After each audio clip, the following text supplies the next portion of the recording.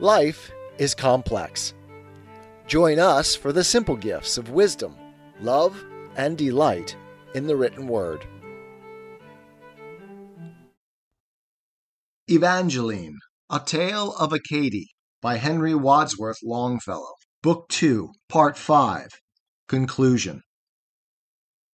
In that delightful land which is washed by the Delaware's waters, guarding in sylvan shades the name of Penn, the apostle, stands on the banks of its beautiful stream the city he founded. There all the air is balm, and the peach is the emblem of beauty, and the streets still re-echo the names of the trees of the forest, as if they fain would appease the dryads whose haunts they molested. There from the troubled sea had Evangeline landed, an exile, finding among the children of Penn a home and a country. There old René Leblanc had died, and when he departed saw at his side only one of all his 100 descendants. Something at least there was in the friendly streets of the city, something that spake to her heart and made her no longer a stranger, and her ear was pleased with the thee and thou of the Quakers, for it recalled the past, the old Acadian country, where all men were equal, and all were brothers and sisters. So, when the fruitless search, the disappointed endeavor ended, to recommence no more upon earth, uncomplaining, thither, as leaves to the light, were turned her thoughts and her footsteps. As from a mountain's top the rainy mists of the morning roll away, and afar we behold the landscape below us, sun-illumined, with shining rivers and cities and hamlets, so fell the mists from her mind, and she saw the world far below her, dark no longer, but all illumined with love, and the pathway which she had climbed so far, lying smooth and fair in the distance. Gabriel was not forgotten. Within her heart was his image, clothed in the beauty of love and youth, as last she beheld him, only more beautiful made by his death-like silence and absence. Into her thoughts of him time entered not, for it was not. Over him years had no power. He was not changed, but transfigured. He had become to her heart as one who is dead and not absent. Patience and abnegation of self, and devotion to others, this was the lesson a life of trial and sorrow had taught her. So was her love diffused, but, like to some odorous spices, suffered no waste nor loss, though filling the air with aroma. Other hope had she none, nor wish in life, but to follow meekly, with reverent steps, the sacred feet of her Savior. Thus many years she lived as a sister of mercy, frequenting lonely and wretched roofs in the crowded lanes of the city, where distress and want concealed themselves from the sunlight, where disease and sorrow in garrets languished, neglected. Night after night, when the world was asleep, as the watchman repeated loud through the gusty streets that all was well in the city, high at some lonely window he saw the light of her taper. Day after day, in the gray of the dawn, as slow through the suburbs plodded the German farmer, with flowers and fruits for the market, met he that meek, pale face, returning home from its watchings.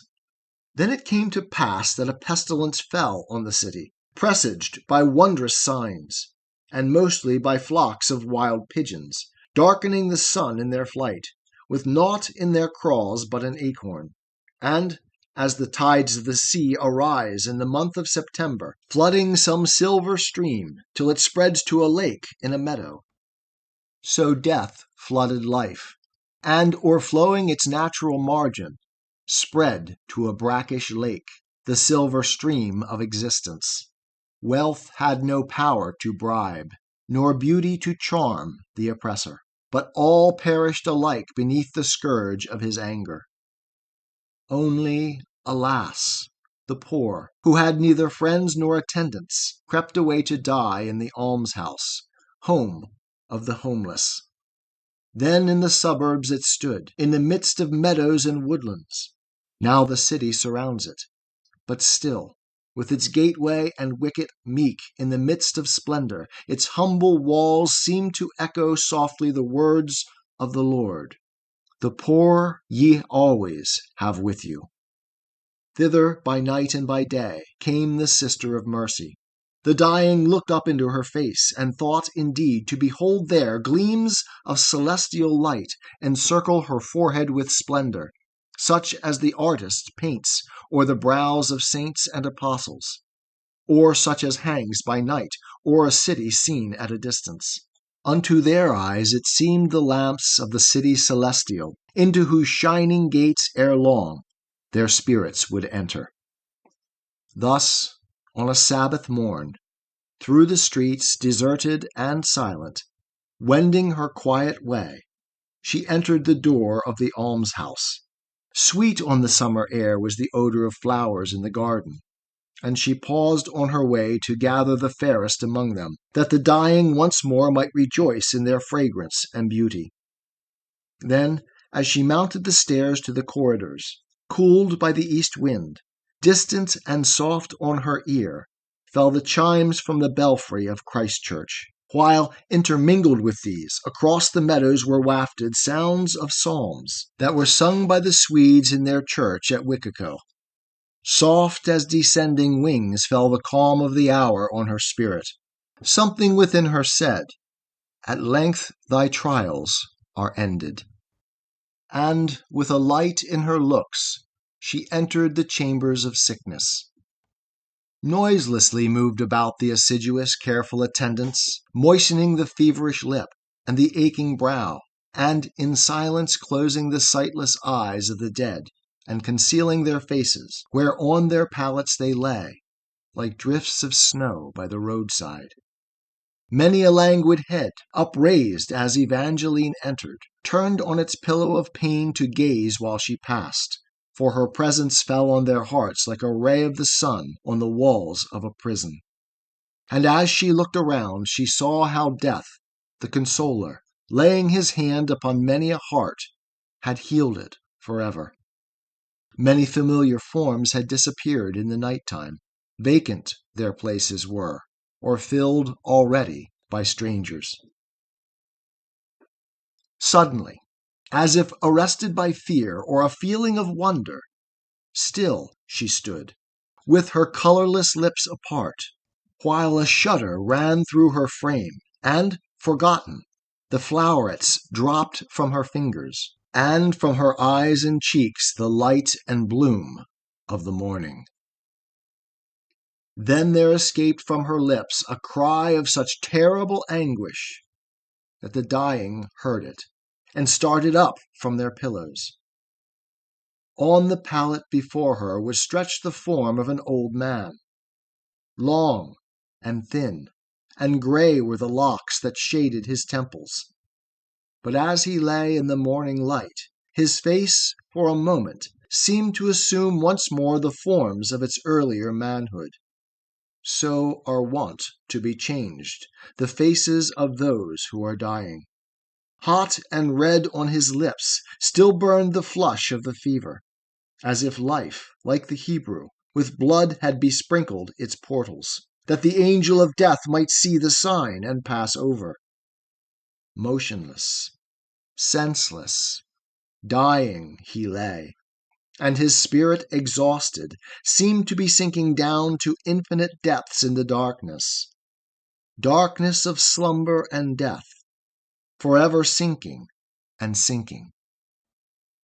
Then through those realms of shade, in multiplied reverberations, heard he that cry of pain, and through the hush that succeeded, whispered a gentle voice, in accents tender and saint-like, "Gabriel, O my beloved," and died away into silence. Then he beheld, in a dream, once more the home of his childhood. Green Acadian meadows, with sylvan rivers among them, village and mountain and woodlands, and walking under their shadow, as in the days of her youth, Evangeline rose in his vision. Tears came into his eyes, and as slowly he lifted his eyelids, vanished the vision away. But Evangeline knelt by his bedside. Vainly he strove to whisper her name, for the accents unuttered died on his lips, and their motion revealed what his tongue would have spoken. Vainly he strove to rise, and Evangeline, kneeling beside him, kissed his dying lips, and laid his head on her bosom. Sweet was the light of his eyes, but it suddenly sank into darkness, as when a lamp is blown out by a gust of wind at a casement.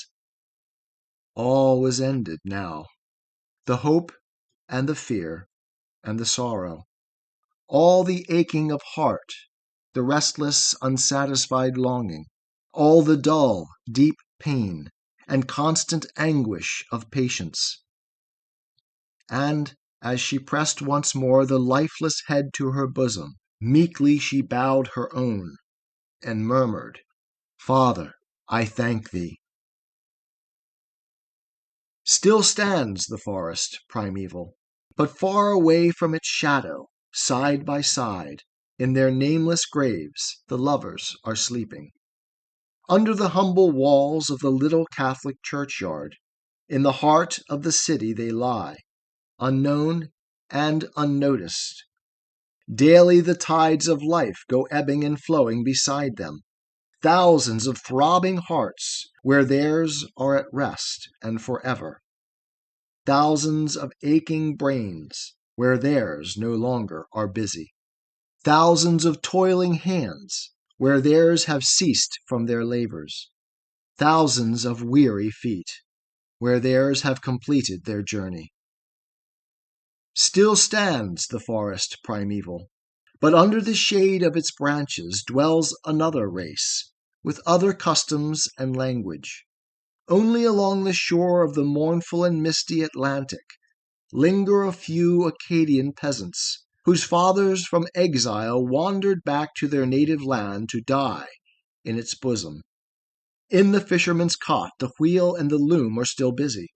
Maidens still wear their Norman caps and their kirtles of homespun, and by the evening fire repeat Evangeline's story, while from its rocky caverns the deep-voiced neighboring ocean speaks, and in accents disconsolate answers the wail of the forest. 'Tis the gift to be simple, 'tis the gift to be free, 'tis the gift to come down where we ought to be, and when we find ourselves in the place just right, 'twill be in the valley of love and delight. When true simplicity is gained, to bow and to bend, we will not be ashamed. To turn will be our delight, till by turning, we come round right.